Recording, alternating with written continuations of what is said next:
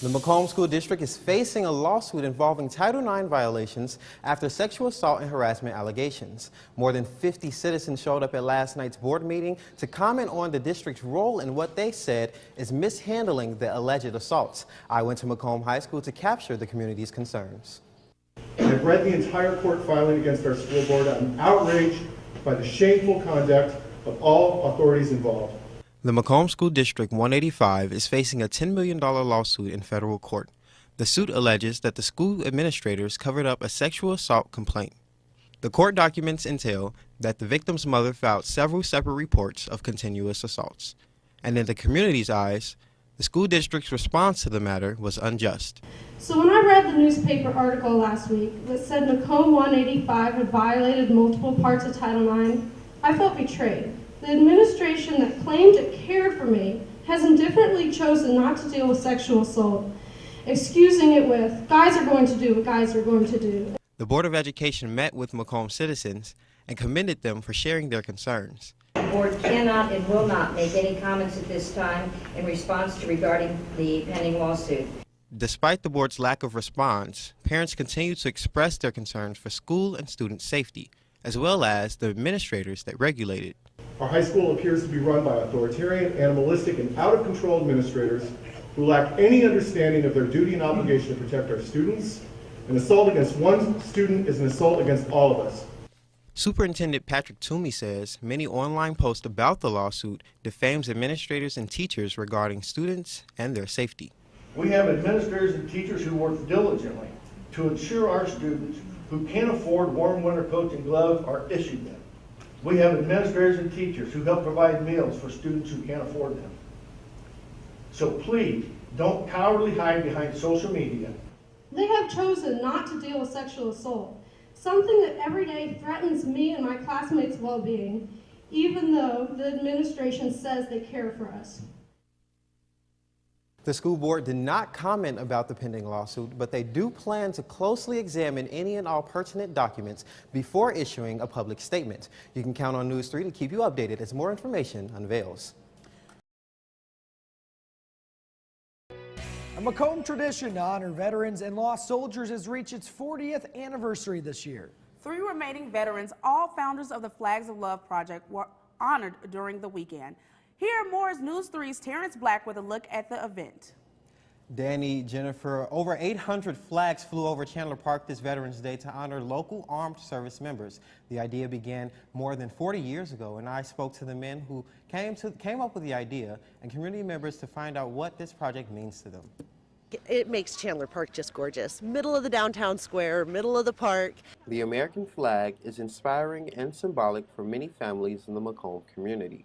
The flags are put up several times a year in the downtown park, but few people know why they are flown and how this tradition started. We started this project 40 years ago, and it went from one flag up to 852 flags. Flags of Love was organized in 1977 by a veterans committee. They envisioned a more active community in supporting veterans and honoring those who died in the line of duty. You can see how many people are out here. It's all volunteers. Nobody gets paid for it, and they always have more people than they need every time. These volunteers came to Chandler Park Veterans Day morning to display over 800 flags. Each flag represents a friend or loved one who served in the American Armed Forces. We have friends and family that were killed in Vietnam that are on the wall in Washington, and so I'm kind of doing this for their memory too. This year was the 40th anniversary of Flags of Love, and to make this Veterans Day memorable, the remaining organizers were honored for making their vision in 1977 a success in 2017. We can't tell you how much we appreciate it, gentlemen. This is something that people all across the Midwest talk about. It's what makes Macomb special. When I saw the press release for this, that was when I learned that my grandpa, Bill Wayland, was part of the original committee 40 years ago who came up with the idea to start doing Flags of Love. After 9 hours, the flags are taken down and stored until the next holiday.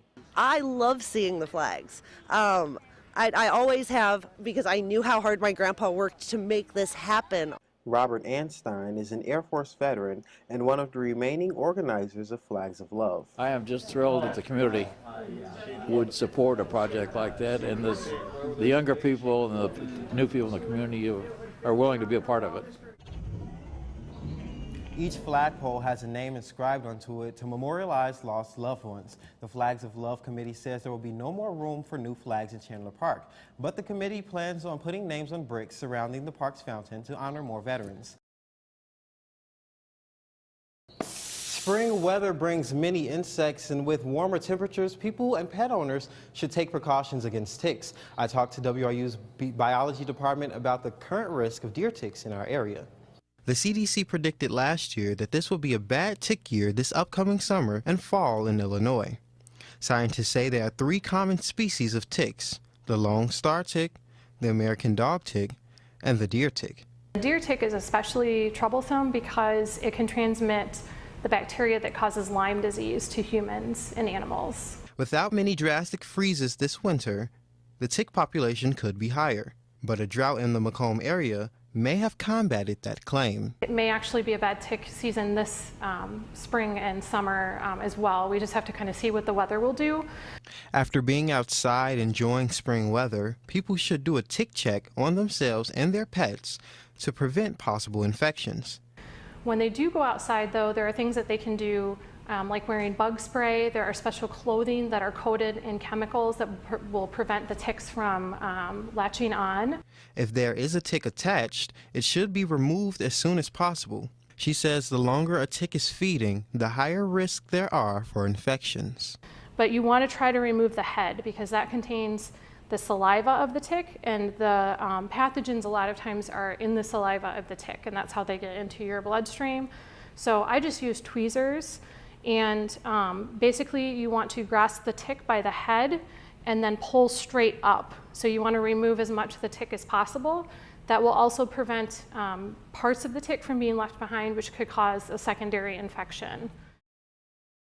Dr. Miller Hunt also advises you to keep a tick after removing it. It could be used for identification purposes if you or your pet becomes ill. You can preserve the tick by sealing it in a Ziploc bag and freezing it.